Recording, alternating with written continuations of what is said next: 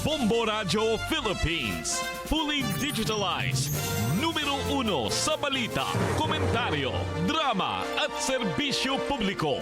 Bombo Radio Philippines. Bombo Radio Philippines. Ang inyong number 1 at most trusted radio network in the country. Paradyo Bombo! Oras sa Bombo Radio, Philippine Standard Time. Impunto, alas 6 ang takna sa buntag. Sa ulohang tudling sa itong mga balita, una sa top story. Duha ka mga leader sa rebeldeng grupo patay sa enkwentro tali sa kasundaluhan. Sa balitang lokal, ang kapulisan nga misuot og pula atol sa campaign rally gipaklaros sa DCPO. Balitang national PBBM gibatikos si FPRRD. May kanabutan sa statement ni ining pagpatay matud pa sa mga senador. Sa balitang international, patay ang 18 katao sa naitabong stampede sa istasyon sa tren sa India. Balitang espesyal, babae sa Malaysia. Adlaw-adlaw, nagasakay og eroplano aron nga makasulod sa iyang trabaho. Sa balitang negosyo, closed fishing season sa pipila ka bahin sa Mindanao ug Visayas gitapos na sa BFAR human ang tulo ka bulan nga ban. Sa sports news, Carmelo Anthony ug Dwight Howard finalist sa Hall of Fame. Sa showbiz balita, Yasmin Curdy mihangyo sa mga bashers ni Mark Heras. Mga kabombo, ano na pagkatod kaninyo sa Bombo News and Views Morning Edition. Adlaw kita karon nga Lunes, petsa 17 na sa bulan sa Pebrero tuig 2025. Kami ang inyong mahimong mga tigbalita, kini si Bombo Levi De Leon. Ug kini si Bombo Prince Pandiling, maayong buntag. Detalye na sa itong mga balita. Una sa top story. Nailhan na ang duha ka mga rebelde kansang napatay sa naitabong enkwentro tali usab sa 3rd Special Forces Battalion, ilawom usab sa 401st Infantry Brigade, 4th Infantry Division 4ID sa Eastern Mindanao Command sa Agusan del Sur kini. Giila ang high-ranking Communist Terrorist Group leader nga si Larry Garcia alias Joven, ang commanding officer sa Regional Centro de Gravidad nga naa sa Northeastern Mindanao Regional Committee o ang iya usab nga vice commanding officer nga si alias Gaga Con Garing. Sumala pa sa report sa East Mincom, girespondehan kilayon sa mga kasundaluhan ng mga lugar human nga makadawat sila og taho ang ilang buhatan nga dunay matod pay mga armadong grupo nga nalambigit sa illegal nga mga aktibidad sa maong lugar. Diin resulta kini sa enkwentro hangtod usab sa kamatayon sa duha ka mga leader sa maong grupo.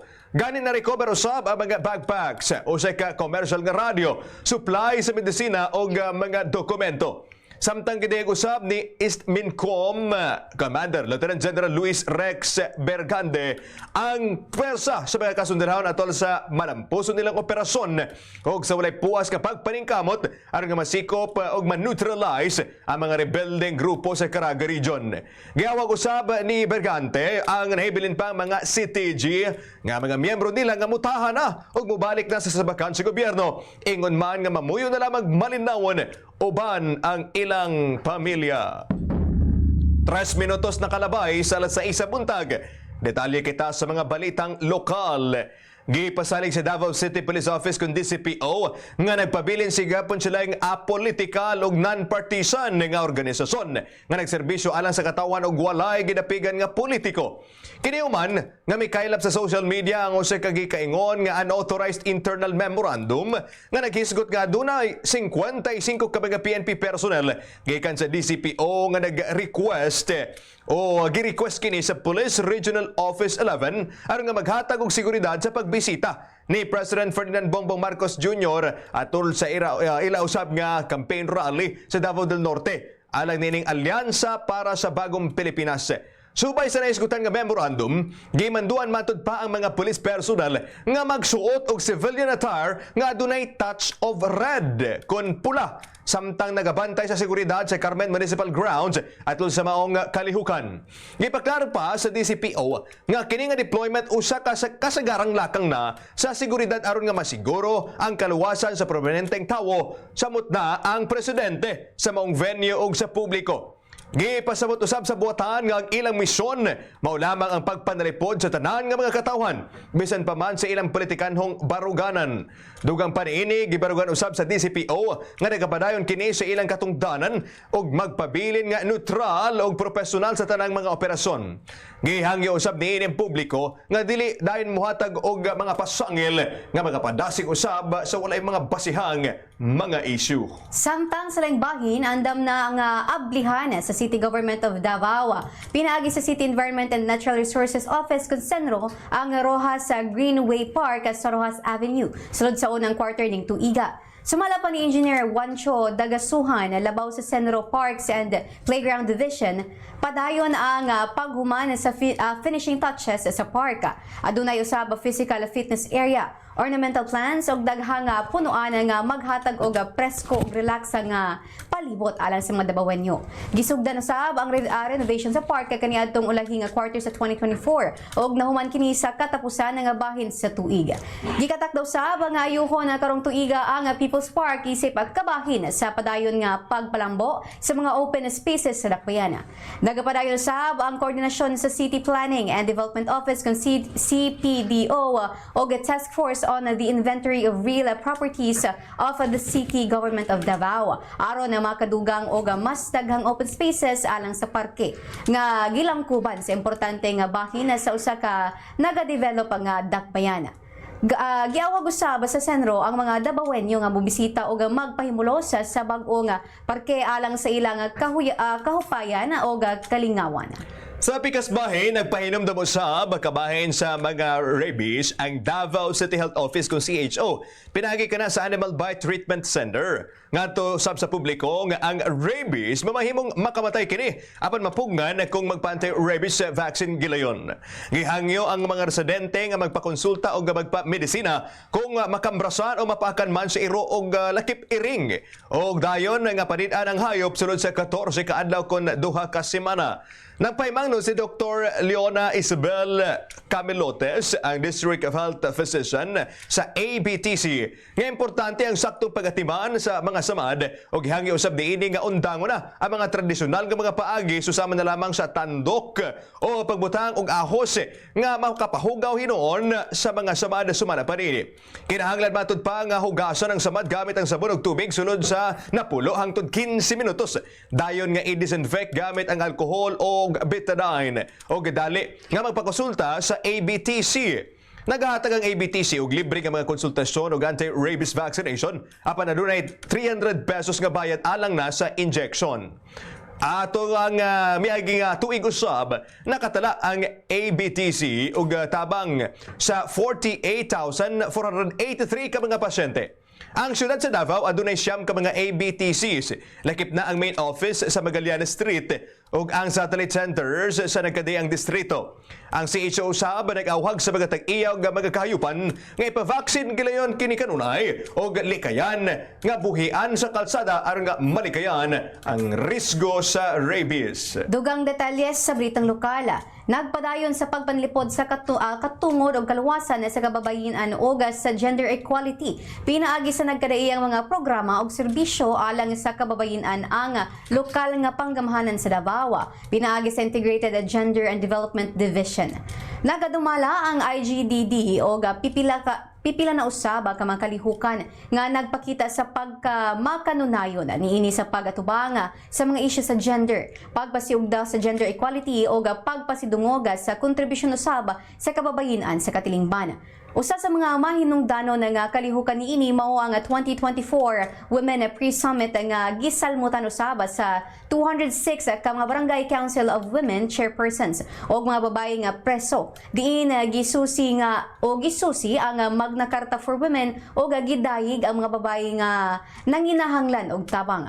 Ang maong kalihukan usab nagtuki sa mga isyu na nakaapekto sa kababayen o nagpasigarbo sa ilang kalig-on o kahimtang sa pagbangon gikan sa mga ingon pa sa mga hagit sa kinabuhi.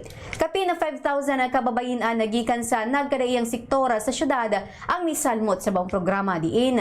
Gilusad usab ang VAWA Tracking System kung VTS. Ang VTS usa ka web-based nga sistema nga nagdumala o nagtutok sa mga kaso sa gender-based violence alang sa mas epesyente nga pagdumala sa kaso. Tukmang pagsubay o pinadali nga koordinasyon sa mga ahensya.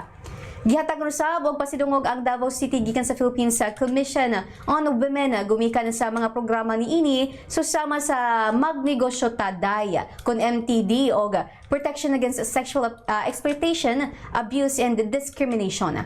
Magpadayon ang IGDD sa Gender and Development Advocacy Campaign nga nagahatag og mga pagtulunan sa mga konsepto sa gender. So GSC GAD planning o paglambig ito sa mga kalalakian sa gender advocacy. Nagpadayon ang GI o kon IGDD sa pagpasiugda sa mga inisyatibo aron mas siguro nga mapanalipdan ang katungod sa kababayenan o mga bata pinaagi sa mga programa niini.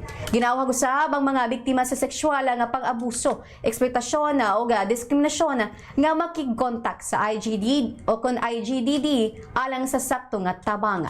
Sa pikas bahin, may tagana og pondo nga 600 billion pesos alang sa linga para sa mahirap program karong tuig ang gobyerno ning dakben sa Davao. Usa ka dakong pagtaas gikan sa 400 million pesos ka budget alang sa 2024. Sumala pa ni Italia Bohol, ang officer in charge sa linga program, nga ang pagtaas sa pondo nagtinguha kini nga matabangan pa ang nagkadako nga ihap sa mga kliyente nga ginaserbisyuhan sa programa. Gibutyag usab niini nga sa milabing tuig ang programa nakatabang og 188,472 ka mga tawo nga adunay average nga 700 hangtod 800 ka mga kliyente nga ginaserbisyuhan matag adlaw sa lingap main office o sa mga satellite offices. Sumala pa niini nga ang kadaghanan sa mga nangay og tabang mao ang mga pasyente nga nanginahanglan usab og mga medisina. Ilabi na ang mga pasyente nga gikan sa Animal Bite Treatment Center o sa City Health Office nga nanginahanglan usab og mga anti-rabies vaccine. Dugang pa sa opisyal nga ang linga para sa mahirap o sa kini sa mga programa sa syudad nga nagtinguha usab sa pagtabang sa mga kabos ka mga Davaoenos sa ilang gasto sa lubong, medical bills, medisina, dialysis o mga laboratory fees. Ginatagado sab sumala pa og mga prioridad ang mga pasyente nga adunay cancer nga makadawat og tabang nga matagbulan alang sa chemotherapy o sa mga medisina. Sumala pa ni Bohol nga ang programa nagserbisyo sa mga kliyente gikan sa public ug private hospitals. Din 42 ka mga private hospital sa Davao City ug 3 ka mga butika nga accredited. Aron no sab sumala pa nga mag-aplikar sa tabang, gikinahanglan lamang nga magsumitar ang mga kliyente og mga kinahanglanong mga dokumento susama na lamang sa final medical bills, medical certificates, prescriptions ug barangay certifications. Matod pa niini nga ang funeral assistance naglangkob sa tabang alang sa lungon, venue sa lamay og embalming. Apan dili na lakip niini ang gasto sa paglubong. Ang lingap adunay mga satellite offices sa Kalinan, Marilog, Turil, Bunawan, Pakibato og ang sa Almendras Gymnasium Compound. Nagpadayon ang Davao City Police Office kun DCPO sa pakigbatok sa illegal nga droga o pagdakop sa mga tawo nga lambigit niini. Pinaagi sa hingpit nga suporta gikan sa komunidad nga kanunay nagahatag og impormasyon kabahin sa mga individual nga nalambigit sa illegal nga binuhatan sa droga. Ang DCPO nakahimo og mga operasyon sa sulod sa 24 ka oras nga nagmalampuson. Ang DCPO nagpatuman og duha ka anti-illegal drug operations sa managlahi nga mga police stations nga miresulta sa pagkadakopa usab sa duha ka drug personalities o ang pagkumpiska sa gituohang illegal nga droga kun shabu. Nga adunay kinatibuk ang kantidad nga umuabot diha sa 7,133 pesos and 20 centavos. Sa mga malampusong operasyon, ang Police Station 9 sa Tugbok nakakumpiska o gituohang illegal nga droga kun shabu nga nagkantidad diha sa 1,557 pesos. O ang Police Station usab sa Kalinan nakakumpiska og gituohang illegal nga droga kun shabu nga nagkantidad diha sa 5,576 pesos. Nagpasalamaton ang DCPO og nag-ila sa suporta gikan sa mga barangay officials sa komunidad o lokal nga gobyerno sa ilang pakigtambayayong sa kampanya batok sa illegal nga droga. Magpadayon sumala pa ang DCPO sa ilang mga operasyon na batok sa illegal nga droga aron mas siguro ang mas luwas nga lugar alang sa tanan nga mga Davaoenos.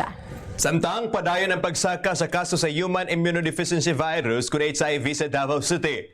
Base kini sa gipagawas nga pahibalo sa Reproductive Health and Wellness Center sa City Health Office. Gikanayon ni Richard Reyes, ang case manager sa RHWC CHO Davao, nga amang pagtaas resulta kini sa mas daghan ng mga individual nga napailawom sa HIV testing nga gidala sa ilang buhatan ngadto sa mga komunidad. Kasagaran sa mga nagpositibo sa sakit, nakakuha ni pinagi sa dili protektadong mga pakighilawas. Dugang pa niya, aduna na usab mga kabatan-unang apektado sa sakit sa sayong pangidaron. Usa sa pinakabata nga na-diagnose sa maong sakit mao ang 13 anyos, samtang aduna usab 15 anyos nga nadugang sa listahan sa maong kaso. Kini nagpakita ang HIV dili lang limitado sa hamtong nga populasyon, gawas kong nagahulga na usab sa mga mas batanon. Aron nga manikayan ang dugang pagkatap sa maong sakit, nagpadayon ang buhatan sa ilang kampanya sa edukasyon. Ilang ipatigbabaw ang kamay ng danon sa paglikay sa rason sa pagtakod ni maong mga sakit. Lakip ang pagpili sa mga abstinence o paggamit sa mga contraceptives, sama na lamang sa condom o guban pang mga pamagi. Padayon usab ang pagpaningkamot sa pagpukaw sa kahibalo sa publiko may tungod niining HIV o pagpasiugda sa importansya sa regular nga pagpa-check up. Gipasiugda nga ang maayong kahibalo o responsableng kinaiya sa pagpakighilawas makatabang sa paghunong sa pagkatag ni ining maong sakit dinhi sa Dakbayan. Samtang sa laing bahin, nagpahigayon ang Department of Agrarian Reform Provincial Office Davao de Oro og Strengths, Weaknesses, Opportunities and Threats Analysis Workshop sa Cafe 90 na Bunturan nga nagtuon sa ISO 9001-2015 nga mga pamantayan. Nagutumong ang maong workshop sa pagtuki sa operasyon sa Project Split o regular nga PAP sa araw na mapauswag ang kamaayo sa paghatag og serbisyo. Gipangunahan usab ang maong sesyon ni OIC RCAO Planning Officer for Genevieve I. Ortiz nga gikan usab sa DARA Regional Office nga naggiya sa mga partisipante sa mga diskusyon aron mapaayo ang implementasyon sa proyekto. Kini nga inisyatiba kabahin sa padayon ng paningkamot sa DARPO Davao de Oro sa pagpanalipod sa mga kalidad nga pamantayan o sa pagpabakod sa mga agrarian reform programs sa probinsya. 17 minutos na nakalabay sa alas 6 buntag detalye sa itong mga balitang nasyonal. Gibatikos ni Pangulong Ferdinand Marcos Jr. ang kampo sa Pagka Duterte atol sa gipagayong political rally sa Alyansa para sa Bagong Pilipinas dinhi sa Carmen, Davao del Norte. Gisaway ni Pangulong Marcos Jr. ang mga pamulong ni kanhi Pangulong Rodrigo Duterte nga nag-ingon nga magpatay na lamang og 15 ka mga senador aron nga makasulod ang ilang mga senatorial candidates. Sumalakang nga Marcos Jr. nga nakatingala matud pa ang dunay mga tawo nga usar gayud ang ilang ginahuna-hunaan nga solusyon sa tanang butang ug kini mao ang pagpatay. Kung ano-ano na sinasabi. Narinig lang natin nung isang araw. Wala daw pag-asa. Siguro, kanina wala silang pag-asa. Kaya papatay na lang sila ng 15 na senador. Ay, talaga, sabagay. Mahirap naman yung ibang tao. Ang iniisip lang nila, ang kaisa-isang solusyon sa lahat ng problema ay pumatay pa ng Pilipino. Nakakapagtaka kung bakit ganun. Kahinumduman nga unang naisgutan ni kaning Pangulong Duterte atol sa statement niini sa San Juan City nga gumikan daghan na matud pa ang katbang pagapatyon na lamang ang naisgutan mga senador aron nga makasulod ang mga kaalyado niini. Apan na naluoy matud pa ang kanhing Pangulo bisan pa man nga napungot kini ngadto kanila. Samtang sa pikas bahin, wala usab mitambong ang upat ka mga kandidato sa pagkasenador atol sa maong proclamation rally sa Alyansa para sa Bagong Pilipinas nga gipanguluhan ni Pangulong Marcos Jr. Sa maong panagtapok nga gipanguluhan ni PBBM, nabantayan nga walo lamang ang ana sa iyang senatorial slate atol sa pagsaka sa ila usab nga mga or kining alsa sa ila mga kamot isip pagpakita sila suporta. Lakip sa mga wala mitambong, mao silang Senador Amy Marcos, Senador Pia Cayetano, Congressman Camille Villar ug kani Senador Ping Lacson. Wala usab na tataw ang hinungdan sa ilang wala pagtambong. apan hungihong sa kadaganan nga hisgutanan ang wala pagtambong niini sa usa ka importanteng aktibidad sa koalisyon o karon sa mga development. Matud pa ang reaksyon ni PBBM daw sa wala siya nasanay sa kinaiya sa kanhi Pangulo. Samtang sa laing bahin, gipangayon ni Lanao del Sur, Representative Zia Alonto Adyong sa National Bureau of Investigation kung NBI nga imbestigahan ang nahimong pahayag ni kanhi Pangulo Rodrigo Duterte mahitungod sa pagpatay sa 15 ka mga senador aron makalingkod ang ilahang mga kandidato. Matud pa sa magbabalaod kung mihimo og imbestigasyon ang NBI sa matud pa pagpanghulga ni Vice President Sara Duterte kang Pangulong Ferdinand Marcos Jr., First Lady Liza Araneta Marcos o Speaker Ferdinand Martin Romualdez ang imbestigan usab ang nahimong pamahayag usab sa kanhi Pangulo. Kung kinumduman sa panagatapok nga gipahigayon na sa San Juan City nagapagawas o gapahayag ang kanhi presidente sa nagkaduol nga eleksyon o sa kasamtangan nga komposisyon sa Senado. Sa iya nga pagpamulo nga nagsugid kini og usa ka radikal nga pamaagi aron nga mas siguro na ang kadaugan sa mga kaalyado ni ining kandidato. Ang nahimong pamahayag niini ang gisugat usab sa makusog nga panagsinggit gikan sa mga supporters o dungan usab misinggit nga kill. Gikan na yun pa ni Representative Adyong dili angay baliwalaon ang ingon niini nga pamahayag. Ilabi na o kung nga adunay higayon nga gihimo kini sa mga supporters ni Duterte ang iyang gipangsulti. Gisutan usab niini nga bisan pa man nga mamahimong isulti ni Duterte nga komedya lamang ang mga gipangsulti niini apan dili pwedeng itago sa joke ang pagpanghulga niini batok sa mga senadora. Samtang gisaway usab sa Armed Forces of the Philippines ang Southern Theater Command sa China. Human usab sa joint military exercises sa Pilipinas kauban ng Estados Unidos ug Canada sa West Philippine Sea.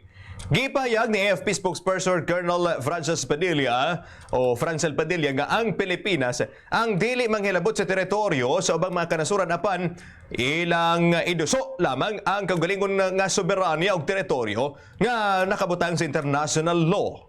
Ang nahimong pamahayag sa opisyal, isip tubag kini sa mga pamahayag ni Tian Junli, ang tigpababa sa Southern Theater Command sa China, nga nagkanayong ang Pilipinas ang misulay sa pagtabon sa matod pa illegal nga mga lakang niini sa rehiyon o nagpasamot lamang sa tensyon pinagi sa military provocations ug media hype. Gipasabot pa ni Colonel Padilla nga dili expansionist ang mga Pinoy o wala usab kini nang hilabot sa mga teritoryo sa ubang mga kanasuran. Giisgutan usab niini ang desisyon sa Permanent Court of Arbitration kaniadtong 2016 nga may basura sa halapan nga mga pag-angkon sa China sa West Philippine Sea o giila ang mga katungod sa Pilipinas sa Exclusive Economic Zone niini. Ang West Philippine Sea mao ang kadagatan nga nakapalibot sa Calayan Island Group sa Baho de Masinloc o Scarborough Shoal o kabahin kini sa EEZ kun Exclusive Economic Zone sa Pilipinas. Kay namduman nga gisgutan ni AFP Chief General Romeo Browner Jr. nga tumong sa pagbansay-bansay mao lamang ang papakita sa hiniusang saad aron nga suportahan ang usa ka gawasnon ug abli nga Indo-Pacific. Dugang detalye sa Balitang Nasyonal. Gipainomduman sa health expert ang publiko nga dili magduha-duha sa pag-adto sa ospital sa higayong magasinati og sintomas sa gumikan sa pagtaas sa kaso sa dengue. Gipahayag ni Dr. Ron Gina Solante sa San Lazaro Hospital sa higayong kalinturahon og tulo ka adlaw ilabi na sa mga bata gikinahanglan nga kini nga dalhon sa ospital. Dugang nga gipahayag usab sa tinubdan sa higayong anaa sa ospital pagahimuon ang complete blood count kung CBC. Dugang paniini nga sa higayong muubos ang platelet og mitaas ang hematocrit usa na kini sa mga warning signs sa dengue hinungdan nga dili na papaulion ang pasyente. Samtang kinumduman nga ni nga bag-o lamang gipahayag sa lokal nga kagamahanan sa Quezon City nga adunay dengue outbreak sa syudad gumikan sa pagsaka sa mga kaso og dili moubos sa napulo ang namatay gumikan sa maong virus usab karong tuiga. Makadawat ang Philippine Military Academy kun PMA o hinabang gikan sa PAGCOR aron nga i-upgrade ang ilang mga pasilidad. Gipahayag ni PAGCOR Chairman ug CEO Alejandro Tenco nga mao ang guest of honor sa PMA Alumni Homecoming karong tuiga sa Baguio City. Ang ilang saad nga pagapunduhan ang konstruksyon sa pipila ka mga pasalidad. Ang kabayan kini sa ilang commitment nga suportahan ang mga uniform personnels. Pagamugnaon ang bagong PMA Candidate Control Liaison Office nga Warfare Laboratory, Martial Arts Studio ug OSEC Olympic size nga swimming pool sulod sa mga academy. Samtang gikasad usab nga mohatag ang kining pagkor og lain pang mga donasyon nga mo ang modugang aron nga makabaton o dugang mga patient transport vehicles ang PMA sa mosunod nga mga semana na. 25 minutos na kalabay sa alas 6 sa buntag, detalye sa itong mga balitang internasyonal. Gikabot siya nga dili maubos sa 18 ka mga tao ang patay sa usa ka stampede sa usa ka estasyon sa tren sa New Delhi, India. Sa dihang, nagtinukludanay ang mga tao nga magsakay unta sa tren padulong sa pinakadakong festival sa kalibutan nga mao ang Kumbh Mela. Gipay kayon kini sa matag 12 ka tuig sa Prayag o kining Prayagraj nga makadani og milyon-milyon ka mga deboto sa Hindu. Matud pa sa mga otoridad, stampede ang nahitabo sa dihang namugos ang mga deboto nga makasakay sa mga tren padulong sa kapistahan nga matapos sa Pebrero 26. Gihulagway sa mga local authorities nga ang naisgutang panghitabo mao ang pinakakuyaw nga natigayon sa istasyon sa tren kung ikumpara sa mga nakalabayng katuigan. Apan gipahayag usab ni Dr. Ritu Saxena, ang Deputy Medical Superintendent sa Lok Nayak Hospital sa New Delhi, 15 na ka mga tao ang kumpirmado nga patay sa ospital. Gikabot siya nga kadaghanan sa mga biktima mao ang mga kababayenan ug mga bata nga naipit sa dinut-anay. Gipahayag sa usa ka kining reporter o porter usab sa trabaho sa istasyon sa tren nga sukad pa kaniadtong 1981 karon pa lamang niini na sanatian ang hilabihang duot sa tawo. Nagdugang na usab karon og lain pang mga tren nga nagagikan sa New Delhi aron nga makontrol na ang ginaghanon sa mga pasahero ilabi na sa adlaw na mismo sa kapistahan. Ang Kumbh Mela ang sa Ulugon sulod sa unom ka semanang panagtapok nga dunay mosobra sa 500 million ka mga deboto nga mitambong sukad nga nagsugod kini kaniadtong milabay nga bulan. Dili usab ikalumod nga ang mga naisgutan kapistahan nga adunay kasaysayan sa panghitabo sa mga stampede. Naglakip kini kaniadtong 1954 kung asa dili usab mosobra o misobra na sa 400 ka mga tawo ang nangamatay o usa kaniadtong 2013 nga gikamatay pa sa laing 36 ka mga tawo. Samtang sa laing bahin, gibuhian na sa Hamas ang tulo pa ka mga bihag nga Israeli. Gibuhian na sa militanteng Hamas ang tulo ka mga bihag niini nga mga Israeli gikan na sa Khan Yunis sa Gaza og gi-turn over sa Red Cross og pagkahuman gidala na ang mga naisgutan sa Israeli Army sa ubang lokasyon sa Gaza. Ang Israeli military usab ang midala sa mga gibuhi ang mga Israelis padulong sa Israel. Dahil akip sa mga gibuhian ang Israeli hostages mao sila si Alexander Trofanov, Yair Horn o Sagwe Dekelchena. Ang pagbuhi sa mga Israeli hostages ang bugti sa pagpagawas usab sa mosobra sa 360 ka mga Palestine prisoners nga nabilanggo sa mga bilangguan sa Israel. Kay nung dumaan nga una nga nagbahad ang Hamas nga dili nila buhian ang mga bihag nga Israeli.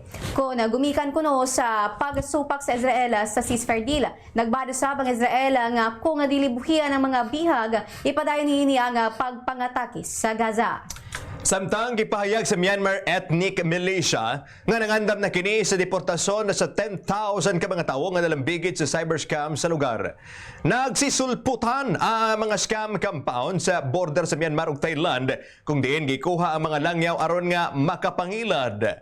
Ang naisgutan nga empleyado ang ginapugos sa pagtrabaho. Ang naisgutan nga deportasyon ang pagahimoon matag adlaw sa 500 ka mga tawo sa matag grupo. Nagpadala na usab ang Karen Border Guard Force o gisay 61 ka mga tawo sa border bridge padulong sa Thailand ug nagandam na alang sa ipasa nga mokabat sa 500 ka mga tawo nga gilangkuban sa mga nagkadayang nationalities. Nakiglagimigit na usab ang Military Task Force nga adunay katungdanan sa border security sa Tak Province sa Thailand sa BGF leaders nga modawat usab ni ining 7,000 batud pa ka mga trabahante gikan sa mga scam compounds. 29 minutos na nakalabay sa alas 6 sa buntag detalye sa itong balitang espesyal. Alang sa kadaghanan, ang pagbiyahe pasulod sa trabaho ang nagasakay sa tren, bus, jeep o di ba kaha galingong mga kotse o unsa baliha ka mga moda. Apan alang kang Rachel Kaur, usa ka inahan sa Malaysia. Uy, eroplano ang ginasakyan ni ini matag adlaw. Kuya, uy. Adlaw-adlaw kini mo biyahe gikan sa Penang padulong Kuala Lumpur. Aron nga magtrabaho ug muuli usab pagkagabi aron nga makauban ang iyang mga anak. Mumata ang naisgutan alas 4 sa buntag. Gumikan kay gikinahanglan man nga ana kini sa airport alas 5 pa lang o mobiyahe dili pa ang alas 6. Pag-abot sa opisina, mga alas 7:45 na. Nagtrabaho kini tibok adlaw ug musakay pagbalik sa eroplano aron nga makapauli. Sa dili pa ang alas 8 sa gabi. Ana kini sa balay kauban ang iyang mga pamilya. Mas barato matud pa ang pagsakay sa eroplano kung ikumpara sa kanhi gasto niini sa pagrenta sa pagkaon o pagpanimuyo haduol sa ginatrabahoan niini. Gumikan kay usa siya ka assistant manager sa finance department sa usamang pudi ay ka airline. Siyempre, aduna kini discount sa plane ticket. Kanhi may gasto ang naisgutan o ganaha sa $474 matag bulan. Apan sa pagkakaron, gikan sa naisgutang $474 matag bulan, miubos kini sa $316 na lamang matag bulan gumikan sa discount. Sa eroplano, nagbaton ang naisgutan og mga panahon nga makarelax pa. Susama na lamang sa pagpariminaw og mga musika. Magahinuklog sa mga talan-awon nga ana sa ubos. Gusto ni ini nga ana sa opisina kaysa mag-work from home. Gumikan kay mas produktibo matud pa siya sa iyang pinersonal nga paagi sa pagigistorya sa mga katrabaho. Daghan ang natingala sa sakripisyo ni ini apan adunay uban nga nagkanayong "Are you crazy?" Apan alang kang Rachel Kaur. Sulit ang tanan gumikan kay sa oras nga makakita kini sa iyang mga anak, sa iyang panimalay, mawala raman sad ang iyang kakapoy. Detalye na sa balitang negosyo. Subli nga gitugutan na sa Bureau of Fisheries and Aquatic Resources kung BFAR ang mga commercial fisheries or confisheries nga makapangisda o isda nga sardinas sa mga kadagatan nga naisako pa sa Zamboanga Peninsula. Kini humana sa pagdeklara sa BFAR nga natapos na ang closed fishing season na partikular na sa mga kadagatan sa East Sulu, Basilan Strait o Sibugay Bay. Kay nung duman nga gideklara ang tulo ka bulang nga ban sa pagpanguha og sardinas sa nasgutang mga lugar nga nagsugod nga atong Nobyembre sa nakalabay nga tuig. Ang pagpatuman sa ban nga atong milabay nga tuig aron na mahatagan og panahon na ang kung ingon pa makapangitlog og mopadaghan sa mga isda sulod sa 6,000 square nautical miles sa conservation zone. Samtang gitugutan usaba pagbalik na ang mga commercial fishers nga mangisda o mga sardinas, herrings o mackerels sa mga conservation areas sa kadagatan sa Visayas Sea. Bili sa piso batok sa langyaw nga salapi, US dollar 57 pesos and 83 centavos. Hong Kong dollar 7 pesos and 47 centavos. Singaporean dollar 43 pesos and 35 centavos. Saudi Arabia rial 15 pesos and 52 centavos. Samtang sa atong euro 60 pesos and 92 centavos. Mga kabombo, detalye na sa itong balitang paugdat sa kusog. Gikatala ang mga pangalan nila ni kanhi NBA stars Carmelo Anthony o si Dwight Howard si finalist sa Naismith Memorial Hall of Fame. Sila si Anthony ug Howard ang mga miyembro sa 2008 US Olympic Team nga may kuha og gold medal sa Beijing Games nga gitawag pa nga Redeem Team.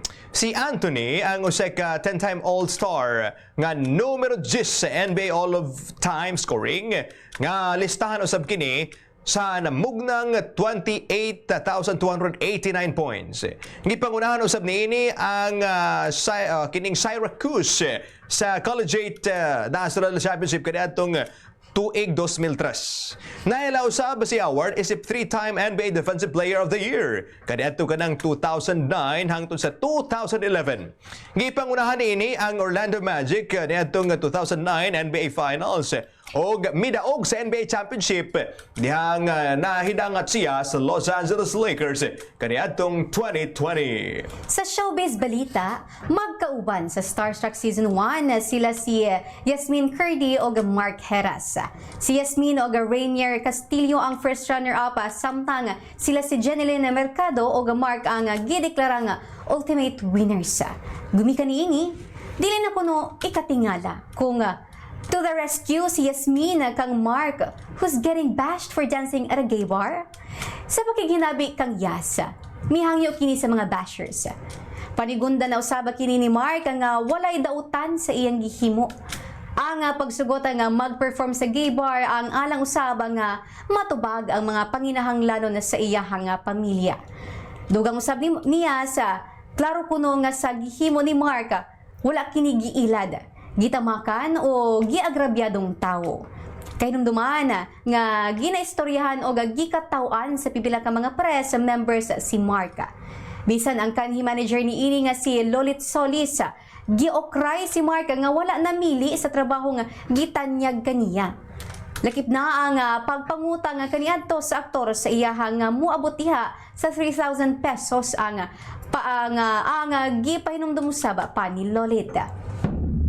Mga kabombo, magandang pagkatod kaninyo sa Bombo News and Views Morning Edition. Adlaw kita karon nga Lunes, petsa 17 na sa bulan sa Pebrero tuig 2025. Sa mako sa pabalikan ta lamang ang atong mga headlines sa top story. Duha ka leader sa rebeldeng grupo patay sa engkwentro tali sa kasundaluhan. Sa balitang lokal, kapulisan nga misuot og pula atol sa campaign rally gipaklaros sa DCPO. Balitang national PBBM gibatiko si FPRRD may kalabutan sa statement ni ining pagpatay matud pa og mga senador. Sa balitang espesyal, babae sa Malaysia kada daw nagasakay og eroplano aron makasulod sa trabaho.